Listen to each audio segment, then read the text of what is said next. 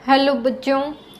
आज की जो क्लास रहेगी उसमें हम बात करेंगे इलेक्ट्रोनेगेटिविटी टर्म जो है इसको इन डिटेल हम यहाँ पे देखेंगे अपने आज के लेक्चर में कि एक्चुअली में ये होती क्या है। और इसी जो है अगर आप इस टॉपिक की अगर हम बात करें ना तो ये काफ़ी इंपॉर्टेंट टॉपिक है हमारे केमिस्ट्री में। ठीक है, ये सीखना आपके लिए बहुत ज़्यादा ज़रूरी है। अगर आपने ये नहीं सीखा तो आप बॉन्डिंग अच्छे से नहीं बता पाएंगे।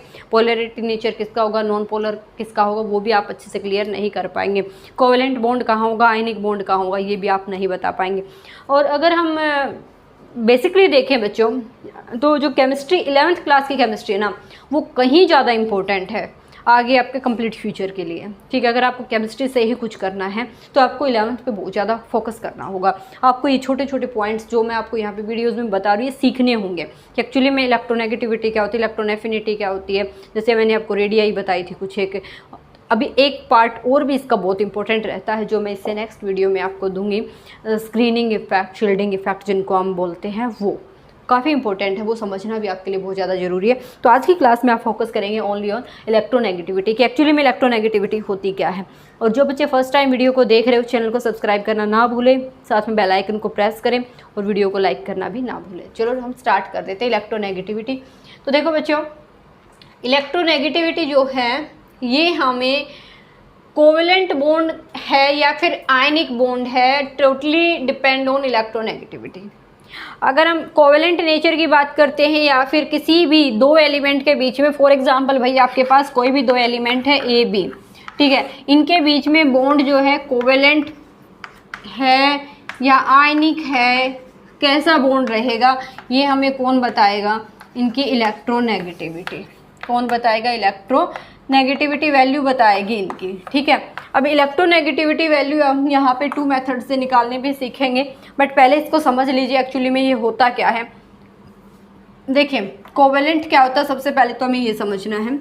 First one is the what is covalent bond. ये कोवेलेंट बॉन्ड क्या होता है बच्चों, बताइए। जवाब दे दिया होगा कुछ बच्चों ने। Is the sharing of electrons. Sharing of electron called sharing of electron called covalent bond. Now second one is the ionic bond. Ionic bond in 10th class अभी आप पढ़ के आए हैं कि ionic bond क्या होता है, बताइए। Okay, complete transfer of electron. क्या हो जाएगा? कंप्लीट ट्रांसफर ऑफ इलेक्ट्रॉन होगा। या तो ए अपना बी की साइड करेगा या बी ए की साइड करेगा। जो भी इलेक्ट्रॉन डोनर होगा, समझिए इस पॉइंट को। फॉर एग्जांपल आपका ए बी था, अभी ए जो अपने इलेक्ट्रॉन डोनेट करा किसको? बी को। ठीक है, तो इसके कंप्लीट को हम लिखते कैसे हैं? पहले हम ए को लिखेंगे। ए पर अगर एक इलेक्ट्रॉन दे रहा है इस पर पॉजिटिव चार्ज, यहाँ पे 1 इलेक्ट्रॉन लॉस किया। फिर बी क्या करेगा? इस 1 इलेक्ट्रॉन को गेन करेगा और बी पे कैसा चार्ज आ जाएगा? नेगेटिव। तो देखिए आयनिक बॉन्ड, हमने क्या बोला? Ionic bond. ठीक है, आयनिक बॉन्ड यानी कि आयंस रिलीज होंगे यहाँ पे। यहाँ पे ये कौन सा आयन है? This one is the cation. ये कौन सा है? कैटायन है। ये हमारा कौन सा है? एनायन है। आयंस रिलीज हुए हैं यहाँ पे, इस वजह से इनके बीच में कौन सा बॉन्ड बनेगा? आयनिक बॉन्ड बनेगा। क्या एक्चुअली में मैंने यहाँ पे दिखाया, जैसे देखो ए और बी के बीच में ये बॉन्ड दिखाया, क्या एक्चुअली में ये कोई बॉन्ड होता है बच्चों? जो मेरे स्टूडेंट हैं वो उनको पता होगा इजीली कि एक्चुअली में ये कोई बॉन्ड होता है। यहाँ पे ये डैश लाइन नहीं, ये यहाँ पे सिर्फ क्या है? पॉजिटिव और नेगेटिव का अट्रैक्शन है, जिसकी वजह से ए और बी एक दूसरे के पास बंधे हुए रहेंगे, ये जाएंगे ही नहीं कहीं। तो बुक में हम जो है इनको ऐसे 3D में इमेजिन करके नहीं दिखा सकते, तो हम क्या करेंगे? यहाँ पे ये डैश लाइन लगा दें, जिससे ये अंडरस्टूड हो जाएगा कि ए और बी के बीच में कोई बॉन्ड है। अब बॉन्ड कौन सा रहेगा? आयनिक रहेगा, कोवेलेंट रहेगा? अब ये नहीं पता बच्चों को। कुछ बच्चे जो है 10th क्लास में अभी पढ़ के आए होंगे, वो बोल रहे होंगे अभी कि मेटल जो है वो अपने कंप्लीट लॉस ऑफ इलेक्ट्रॉन के साथ कौन सा बॉन्ड शो करती है? आयनिक बॉन्ड शो करती है। ठीक आंसर है आपका। कोवेलेंट बॉन्ड कौन शो करेंगी? नॉन मेटल शो करेंगे, जो आपस में क्या करेंगे? शेयरिंग ऑफ इलेक्ट्रॉन करेंगी। ठीक है, बट बच्चों अभी उस पॉइंट को भूल जाइए। अब आपका यहाँ पे डिसाइड करेगा कौन? इलेक्ट्रोनेगेटिविटी। ठीक है, इलेक्ट्रोनेगेटिविटी एक्चुअली में होती क्या है वो देखते हैं पहले। ये आपको क्लियर हुआ होगा। देखो मैंने अभी क्या बोला, 10th क्लास कब माइंड से निकाली, मैं आपको ये बोली कोवेलेंट और आयनिक बॉन्ड जो भी है आपका वो कौन बताएगा, यहाँ पे इलेक्ट्रोनेगेटिविटी की वैल्यूज़ बताएंगे, ठीक है। और वीडियो को आज कंप्लीट देखिए, क्योंकि लास्ट में जो है बच्चों मैं आपको इनकी जो इलेक्ट्रोनेगेटिविटी लर्न करने की ट्रिक भी बताऊँगी, ठीक है, ग्रुप में भी और पीरियड में भी, कि आपको कैसे ध्यान रखना है किसकी कितनी इलेक्ट्रोनेगेटिविटी है, ठीक है। इसको नोट कीजिए, आगे कंटिन्यू करते हैं। इलेक्ट्रोनेगेटिविटी इसको डिफाइन कर लेते हैं। An atom, its ability to attract electron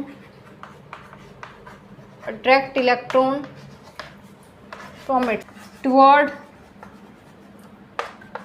itself in a molecule, ये कह रहे हैं किसी भी एटम की वो एबिलिटी रहेगी जो इलेक्ट्रॉन पेयर को अपनी तरफ खींचने की क्या रखेगा, एबिलिटी रखेगा, ठीक है, यानी कि पावर रखेगा, ठीक है।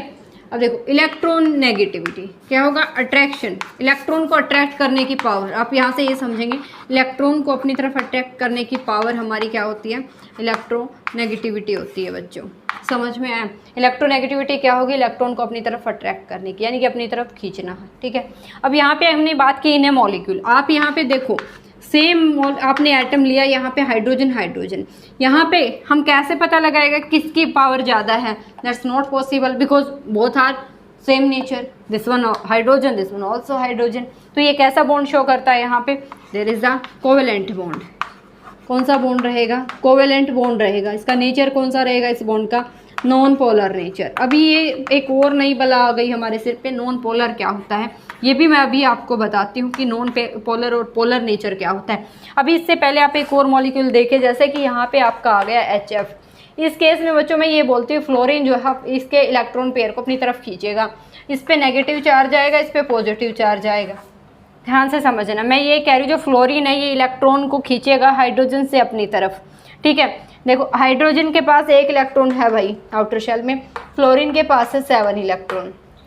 ये 7 इलेक्ट्रॉन में से कोई एक इलेक्ट्रॉन क्या करेगा, इस इलेक्ट्रॉन के साथ पेयरिंग करेगा। अब ये क्या करेगा, फ्लोरीन की इलेक्ट्रोनेगेटिविटी की वैल्यू ज़्यादा है तो ये इस पेयर को अपनी तरफ ही खींचेगा। हाइड्रोजन अपना तो लेगा ही लेगा, साथ में हाइड्रोजन के इलेक्ट्रॉन को भी अपनी तरफ अट्रैक्ट करेगा। तो उस केस में हाइड्रोजन ने तो अपना लॉस ऑफ इलेक्ट्रॉन किया, तो कौन सा चार्ज आएगा यहाँ पे, पॉजिटिव, जबकि यहाँ पे कैसा आ जाएगा, नेगेटिव। तो देखिए मैंने बोला पोलर नेचर, पोलर यानी कि 2 पोल्स, क्या 2 पोल्स जनरेट हो गए, यहाँ पे 2 पोल्स जनरेट हुए हैं बच्चों। यहाँ पे आप देखिए, one is the positive pole and second one is the negative pole. तो इसमें कौन सा बॉन्ड होगा हमारा, इस बॉन्ड का नेचर हो जाएगा पोलर नेचर। क्यों, क्योंकि यहाँ पे 2 पोल जनरेट हो गए। अगर हम इस केस में देखते तो यहाँ पे कैसा पोल, कहीं पे क्या हम इस पे पॉजिटिव इस पे नेगेटिव लिख सकते हैं, नॉट पॉसिबल, वो दोनों का सेम नेचर है, कैसे लिखेंगे, नहीं लिख सकते। तो यहाँ पे आपका जो है इसकी इलेक्ट्रोनेगेटिविटी और इसकी इलेक्ट्रोनेगेटिविटी की वैल्यू सेम है, इस वजह से यहाँ पे एक पे पॉजिटिव एक पे नेगेटिव नहीं आ सकता, दोनों पे सेम रहेगा। तो यहाँ पे अगर हमने देखा तो इसकी इलेक्ट्रोनेगेटिविटी, फ्लोरीन की इलेक्ट्रोनेगेटिविटी ज़्यादा है एज कम्पेयर टू हाइड्रोजन, तो फ्लोरीन इलेक्ट्रॉन पेयर को अपनी तरफ खींचेगा, फ्लोरीन पे नेगेटिव चार्ज आ जाएगा, हाइड्रोजन पे पॉजिटिव चार्ज आएगा, जिसकी वजह से यहाँ पे क्या जनरेट हो गए बच्चों, 2 पोल जनरेट हुए हैं, जो कि हमारा कैसा नेचर होता है, पोलर नेचर होता है। कैसा, पोलर यानी कि 2 पोल्स जनरेट जहाँ पे भी हो जाए, पोलर नेचर रहेगा बच्चों इसका, ठीक है। अब देखिए इलेक्ट्रोनेगेटिविटी कैसे बताएगी, कोवेलेंट बॉन्ड है या आयनिक बॉन्ड है। तो जब भी इलेक्ट्रोनेगेटिविटी डिफरेंस, क्या 2 एलिमेंट्स का इलेक्ट्रोनेगेटिविटी डिफरेंस, 2 एलिमेंट्स का, ध्यान से सुनना बच्चों, मैंने ये बोला कि जब भी 2 एलिमेंट्स का इलेक्ट्रोनेगेटिविटी डिफरेंस अगर ग्रेटर देन 1.8 आ जाए या इक्वल टू 1.8 आ जाए तो आपका जो है उस बॉन्ड का नेचर कैसा होगा, आयनिक बॉन्ड। यहाँ पे लिख देती हूँ मैं, उस बॉन्ड का नेचर कैसा हो जाएगा, आयनिक बॉन्ड होगा। अगर इतना डिफरेंस है दोनों की वैल्यू के बीच में 1.8 या इससे ज़्यादा का डिफरेंस आ जाता है तो वो हमारा कौन सा नेचर होगा, उस बॉन्ड का आयनिक नेचर होगा। अगर हमारा वही अपोजिट अगर इससे कम रहेगा तो इलेक्ट्रोनेगेटिविटी का डिफरेंस अगर इससे कम रहा तो हमारा कौन सा बॉन्ड हो जाएगा, कोवेलेंट। 50% कोवेलेंट रहेगा इसके अंदर और 50% आयनिक रहेगा।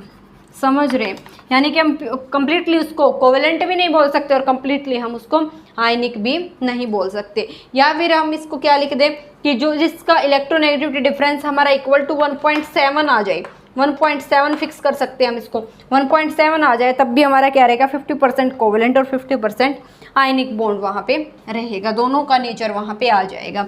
क्लियर हुआ बच्चों? तो देखो यहाँ से हमने अभी इस लाइन से मैंने क्या सिखाया आपको, यहाँ पे सिर्फ एक पॉइंट तो ये बताया मैंने आपको कि इलेक्ट्रोनेगेटिविटी से हम समझेंगे क्या। तो इलेक्ट्रॉन को अपनी तरफ अट्रैक्ट करने की पावर को हम क्या बोल देते हैं, यहाँ पे इलेक्ट्रोनेगेटिविटी बोलेंगे। फर्स्ट पॉइंट तो ये।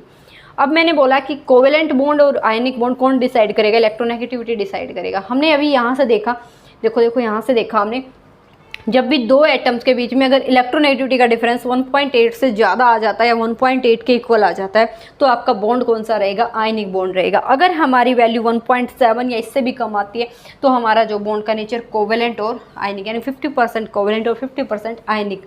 अगर इससे भी कम आता है तो प्योरली जो है ना कोवेलेंट की प्रॉपर्टी ज़्यादा बढ़ती है, 1.7 से अगर कम आता है तो कोवेलेंट की कैरेक्टरिस्टिक ज़्यादा बढ़ती है as compare to ionic. Clear है? तो बच्चों इसमें अभी हमने यहाँ पढ़ा नॉन पोलर का, हमने क्या बताया कि अगर सेम इलेक्ट्रोनेगेटिविटी है तो उस बॉन्ड का नेचर कैसा रह जाएगा, नॉन पोलर। अगर डिफरेंट है तो वो कैसा हो जाएगा, पोलर जनरेट करेगा। पोलरिटी, पोलराइजिंग पावर, ये सब क्या होता है ये अलग से बताऊंगी मैं आपको, केमिकल बॉन्डिंग में बताऊंगी। बट यहाँ पे आप सिर्फ इतना ही समझिए, दो पोल जनरेट हो गए यानी कि पोलरिटी जनरेट करेंगे। इसको नोट कीजिए, आगे कंटिन्यू कर। अगर हम अकॉर्डिंग टू 11th क्लास देखें बच्चों तो आपको स्केल समझने की ज़्यादा ज़रूरत नहीं है, बट फिर भी अगर आप अपनी नॉलेज के लिए चाहते हैं तो मैं अभी जो है इनको स्किप नहीं करूँगी, आपको बताऊँगी। यहाँ पे हम जो यहाँ पे 2 स्केल्स को डिस्कस करेंगे, पॉलिंग स्केल एंड मोलिकन स्केल। ठीक है, तो फर्स्ट वन यहाँ पे अगर मैं बात करूँ तो पॉलिंग स्केल की हम बात कर लेते सबसे पहले। पॉलिंग स्केल ये फर्स्ट स्केल था जो पॉलिंग दिया था, polling proposed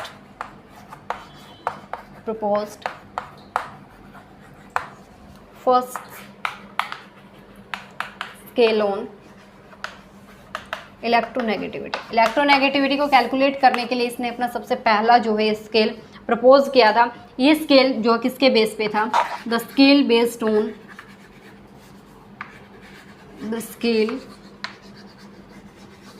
based on bond energy of heteroatom। हेट्रोएटम्स की जो बॉन्ड एनर्जी रहेगी ये उस पे बेस करके जो है इस स्केल को यहाँ पे एक्सप्लेन किया गया है।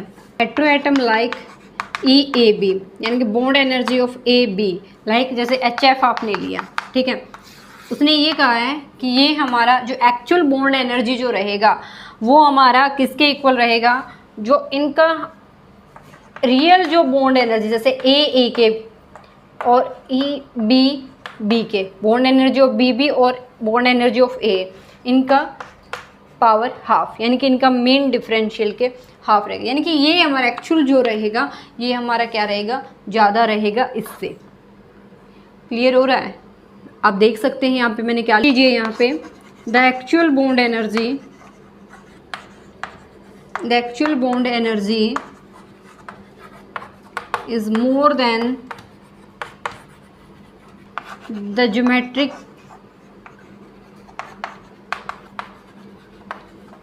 Mean of EAA and EBB energy.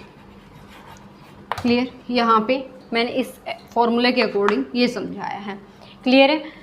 इसमें आगे देखो, अभी मैंने आपको बताया कि वो एक्चुअल जो बॉन्ड एनर्जी रहेगी वो ज़्यादा रहेगी, तो इन दोनों के बीच में यानी कि डिफरेंस होगा EAB minus EAA EBB। Geometrical mean किया हमने इसका, यानी कि ये इसके बीच में कुछ ना कुछ वैल्यू का डिफरेंस तो आएगा ही, उसको हम किससे डिनोट करेंगे, डेल्टा E से, यानी कि इतनी वैल्यू का यहाँ पे कोई भी डिफरेंस आया है। ठीक है, ये जो हमने अभी फॉर्मूला लिखा पॉलिंग के अकॉर्डिंग, वो फॉर्मूला ये था, यानी कि इन दोनों के बीच में एनर्जी का डिफरेंस आएगा ही आएगा, वो 100% है। अब ये एनर्जी डिफरेंस क्यों आया, ये एनर्जी डिफरेंस आया due to resonance between A and B. जब ए और बी आपस में कंबाइन हुए हैं उस टाइम पे वहाँ पे रेजोनेंस आया जिसकी वजह से एनर्जी उसकी बढ़ गई, ठीक है। जो एनर्जी बढ़ी है तो इस दोनों के बीच में क्या है, फिर एनर्जी डिफरेंस है जिसको हमने किससे डिनोट कर दिया, डेल्टा ई। ये एनर्जी डिफरेंस किस वजह से है वो मैंने आपको बताया, रेजोनेंस हो गया ए और बी के बीच में, इस वजह से एनर्जी का ये डिफरेंस आया। क्लियर है। इलेक्ट्रोनेगेटिविटी और डेल्टा ई के बीच में क्या रिलेशन दिया है उन्होंने, जाई ए माइनस जाई बी। यहाँ पे जाइए और जाई बी हमारे क्या रहेंगे, electronegativity of A and electronegativity of B. Pauling ने इसका रिलेशन जो है हमारा किसके साथ दिया है, डेल्टा ई के साथ, जो कि किसके इक्वल लिखा है 0.18 into delta E power half. ये एक जो है एक्सपेरिमेंटल फॉर्मूला है, यहाँ पे मैंने सोल्व नहीं किया है बच्चों, ये पाउलिंग ने दिया है। यानी कि ये हमारी क्या रहेगी इलेक्ट्रोनेगेटिविटी ऑफ ए, ये हमारी क्या रहेगी इलेक्ट्रोनेगेटिविटी ऑफ बी, और डेल्टा ई के साथ हमारा ये रिलेशन रहेगा। ये वैल्यू एक कांस्टेंट वैल्यू है, this one is the constant value when resonance energy यानी कि delta E in kilo calorie. Clear. Kilo calorie में हमारे पास ये जब रहेगा तो हम क्या वैल्यू यूज़ करेंगे, ये फॉर्मूला यूज़ करेंगे। ये फॉर्मूला कब रहेगा, जब किलो कैलोरी पर मोल हमारी जो है वैल्यूज़ गिवन होंगी डेल्टा ई की, और जब हमारा ई ए और ई बी ये वैल्यूज़, तभी तो हमारा डेल्टा ई निकलेगा इनकी वैल्यूज जब हम वहाँ पे पुट करेंगे फॉर्मूले में। ये अगर इलेक्ट्रॉन वोल्ट दे रखी हैं, क्या अगर ये वैल्यूज़ हमें क्या दे रखी हैं, इलेक्ट्रॉन वोल्ट दे रखी हैं, तो उस केस में हम इस फॉर्मूले को कैसे मॉडिफाई करके लिखेंगे, यहाँ पे आप लिखेंगे chi A minus chi B will be equal to 0.208 there is the delta E raise to power half. ये हो जाएगा हमारा in the case of electron volt, अगर इलेक्ट्रॉन वोल्ट में हमें वो दे रखा है, वैल्यूज़ दे रखी हैं उस केस में, ठीक है। अब थर्ड वन, अगर हमें इसके एसआई यूनिट के केस में लिखें तो हमारी जो फाइनल रिलेशन क्या हो जाएगी, chi A minus chi B will be equal to 0.88 delta E raise to power half. ये रहेगा। बाकी आपका ये सब कुछ काम का है नहीं अभी, बट बेसिकली फिर भी अगर आपको इलेक्ट्रोनेगेटिविटी की वैल्यूज़ अगर दे रखी हैं एक्सपेरिमेंटली तो आप यहाँ पे पुट करके रेजोनेंस एनर्जी कैलकुलेट कर सकते हैं। जैसे कि अभी मैं आपको बताऊँ, इलेक्ट्रोनेगेटिविटी जो है स्केल पे अगर हम मैक्सिमम देखें तो वो 4 दी गई है और मिनिमम देखें तो 0.7 दी गई है, ठीक है। इस स्केल पे जो मैक्सिमम वैल्यू है ये हमारी क्या रहेगी, मैक्सिमम इलेक्ट्रोनेगेटिविटी। ये वैल्यू हो जाएगी मैक्सिमम इलेक्ट्रोनेगेटिविटी और ये रहेगी लिस्ट इलेक्ट्रोनेगेटिविटी वैल्यू। बाकी ये फॉर्मूला जो है पाउलिंग ने हमें एक्सप्लेन करके दिए गए हैं। अब इसमें जो है इसके ड्रॉबैक्स क्या रहे वो और देख लेते हैं, इसको नोट कीजिए। डिसएडवांटेज लिख लीजिए।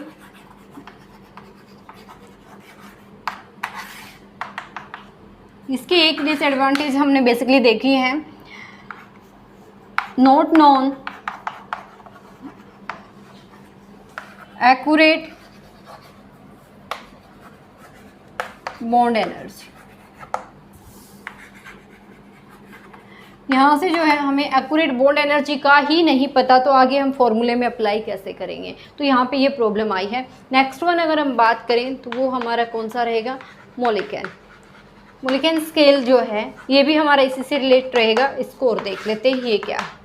इसने हमें ये कहा कि जो इलेक्ट्रोनेगेटिविटी होगी वो क्या है, जो भी हम बॉन्ड रेडी कर रहे हैं किसी भी हेटेरो एटम्स के बीच में, तो ये बोलता है उनकी आयनाइजेशन जो इलेक्ट्रोनेगेटिविटी हो जाएगी वो उनके उस बॉन्ड की आयनाइजेशन एनर्जी और इलेक्ट्रॉन गेन एंथैल्पी इन दोनों के हाफ के इक्वल होगी। इन दोनों का जब हम एवरेज निकालेंगे तो हमें उसके इलेक्ट्रोनेगेटिविटी की वैल्यू मिलेगी। हमारा ये किसने बोला, मोलिकेन ने, ठीक है। मोलिकेन जो है उसने सजेस्ट किया है क्या कि जब भी किसी भी आप बॉन्ड एनर्जी निकालते हैं या फिर आप जो है उनकी जो बॉन्ड एनर्जी आप यूज़ कर रहे हैं किसके लिए, अपनी इलेक्ट्रोनेगेटिविटी निकालने के लिए, अभी जैसे अपने पाउली में उसी को मॉडिफाई करके थोड़ा सा इसने बताया है, अपने पास से नहीं, जो पाउली ने दिया था उसी में इसने थोड़ा सा मॉडिफिकेशन किया है, वो समझना हमें कि इसने किया क्या है। ये कहा कि जब भी कोई भी दो एटम आपस में जो कोवेलेंट बॉन्ड बना रहे हैं, फॉर एग्जांपल वो शेयरिंग ऑफ इलेक्ट्रॉन ही कर रहे हैं, तो उस टाइम पे जो उनका इलेक्ट्रोनेगेटिविटी होगा वो किसके इक्वल रहेगा, आयनाइजेशन एनर्जी और इलेक्ट्रॉन गेन एंथैल्पी के दोनों के हाफ के इक्वल रहेगा, उसने ये बोला है, ठीक है। तो उसने जो मोलिकेन स्केल था उसने भी अपना स्केल जो है इलेक्ट्रॉन वोल्ट में एक्सप्रेस किया है, इलेक्ट्रॉन वोल्ट में एक्सप्रेस किया उसने, और इसका फाइनली अगर हम यहाँ पे जाई मोलिकेन लिखें तो वो उसने इक्वल टू बताया किसके, पॉलिंग इंटू 2.8 इसके इक्वल बताया है उसने। फाइनली जो रिलेशन निकाला है जब हम इलेक्ट्रोनेगेटिविटी निकालेंगे अकॉर्डिंग टू मोलिकन स्केल, तो उसने ये बताया जाई मोलिकन इक्वल टू हो जाएगा जाई पॉलिंग इंटू 2.8 इस वैल्यू के इक्वल। हम इसको यहाँ से जाई पॉलिंग भी निकाल सकते हैं। फिर जाई पॉलिंग हमारा क्या हो जाएगा इज इक्वल टू जाई मोलिकन बाय 2.8, ये रिलेशन हो जाएगा यहाँ से। अब मोलिकन जो स्केल है इसकी भी कुछ डिसएडवांटेजेस हैं। जो मेनली डिसएडवांटेजेस हैं बच्चों वो क्या रहेंगे हमारे पास कि जो इलेक्ट्रॉन एफिनिटी जो हम लिख रहे थे वो हमें सभी मॉलिक्यूल्स की नोन नहीं है, वो सभी की नोन नहीं है, ठीक है। सेकंड वन अगर हम बात करें तो जो आयनाइजेशन एनर्जी है वो पर एलिमेंट जो चेंज होती रहती है, पर एलिमेंट चेंज, पर element change that's depend on valency. किस पे डिपेंड कर रहा है, हमारा वैलेंसी पे डिपेंड कर रहा है, ठीक है, आयनाइजेशन एंथैल्पी जो थी। अब हम इसके चलो हमने ये तो इसके जो थोड़ा सा इन डिटेल हम गए थे, अब हम थोड़ा सा कॉमन आकर इलेक्ट्रोनेगेटिविटी के बारे में समझ लेते हैं according to periodic table. If we move in left to right and up to down groups में और पीरियड्स में अगर हम मूव कर रहे हैं तो उस टाइम पे जो है हमारा क्या रहेगा, किसका, इलेक्ट्रोनेगेटिविटी का। इलेक्ट्रोनेगेटिविटी का क्या सीन रहेगा, कब, जब हमारा जो है जब हम ग्रुप में मूव करते हैं या पीरियड्स में मूव करते हैं। तो चलो हम पहले पीरियड्स की ही बात कर लेते हैं। तो बच्चों जब हम पीरियड्स में मूव करेंगे ना, from left to right, periods में जब भी हम मूव करेंगे लेफ़्ट टू राइट, तो यहाँ से क्या रहेगा बच्चों, यहाँ से रहेगा कि जैसे जैसे साइज़ स्मॉल होगा उसकी इलेक्ट्रोनेगेटिविटी बढ़ेगी। Left to right ionization, electron negativity, not ionization, electronegativity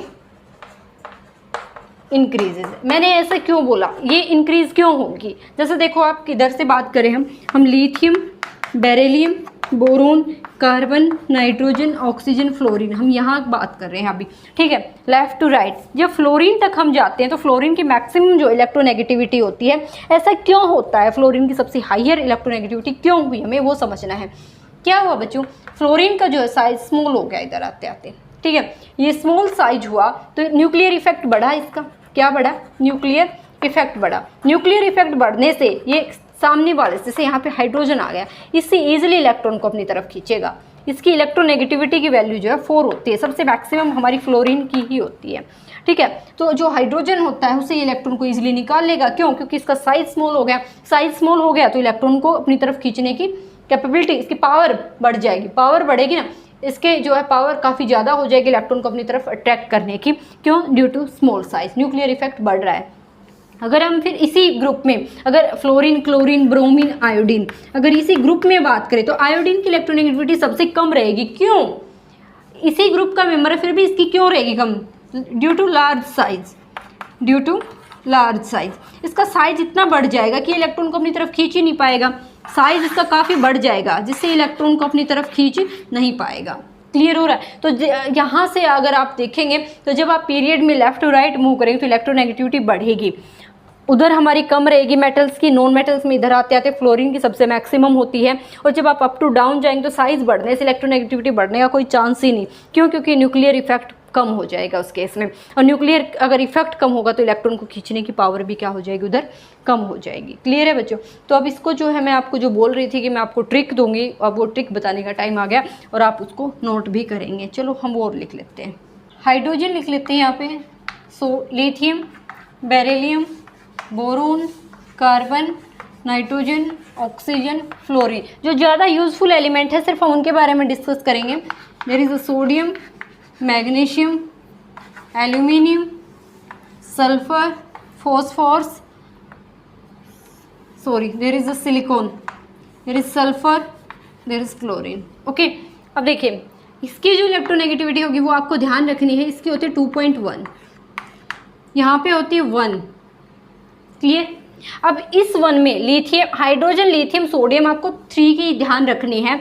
इस 1 में आप क्या करेंगे, 0.5 ऐड करते जाइए, इधर 0.5 हम इधर ऐड करते जाएंगे। इसकी हो जाएगी 1.5, इसकी हो जाएगी 2, इसकी हो जाएगी 2.5, इसकी हो जाएगी 3, इसकी होगी 3.5 और इसकी हो जाएगी 4। क्लियर, आपको ये ध्यान रखना है। अब हम यहाँ पे सोडियम की बात करें तो इसकी होती है 0.9, 0.9 में प्लस 0.3 ऐड करना है इधर आपको। जब आप इस सेकंड ग्रुप में, सेकंड पीरियड में मूव करेंगे, third period sorry, third period है हमारा पीरियोडिक टेबल का। जब आप इस पीरियड में मूव करेंगे तो 0.3 आपको ऐड करते जाना है। 9 3 12 1.2 1.5 1.8, अब कितना हो जाएगा 2.1 2.4 और इधर कितना हो जाएगा बच्चों, यहाँ पे हो जाएगा 2.7, एक मिस हो गया बीच में 0.9 1.2 0.5, ठीक है, क्लियर है। तो इस टाइप से आपको जो है ये ध्यान रखने हैं, ठीक है। यहाँ से यहाँ पे जो क्लोरीन है, मेरे को इस यहाँ पे थोड़ा सा डाउट हो रहा था, यहाँ पे आपको जो है कई जगह 3B लिखा मिलता है, 3.0B इसकी इलेक्ट्रोनेगेटिविटी होती है। ये थोड़ा सा माइन्यूट डिफरेंस आ ही जाता है बच्चों। तो यहाँ से आपको ये ध्यान रख लेना, बेसिकली आपके जो यूजफुल होते हैं इधर इन मेटल्स के साथ आपकी नॉन मेटल्स की बॉन्डिंग मिलेगी, जिसमें आपको इलेक्ट्रोनेगेटिविटी का डिफरेंस देख लेना है। अगर 1 पॉइंट या 1 पॉइंट से ज़्यादा है तो आपका बॉन्ड आयनिक हो जाएगा, अगर उससे कम है तो आपका बॉन्ड कैसा रहेगा, 1.7 अगर करेक्ट वैल्यू आ रही है तो यानी कि 50% कोवेलेंट 50% आयनिक रहेगा, अगर उससे भी कम आ रही है तो हमारा बॉन्ड कैसा रहेगा, कोवेलेंट बॉन्ड रहेगा। क्लियर है बच्चों। तो ये हमारा किसका कॉन्सेप्ट था, इलेक्ट्रोनेगेटिविटी का। तो ध्यान से सुनो बच्चों, अभी जाना नहीं है। जिन बच्चों ने चैनल को सब्सक्राइब नहीं किया चैनल को सब्सक्राइब कर लीजिए, बेल आइकन को प्रेस कीजिए और वीडियो को लाइक करना ना भूलें। तो मिलते हैं नेक्स्ट क्लास में विथ न्यू टॉपिक। बाय।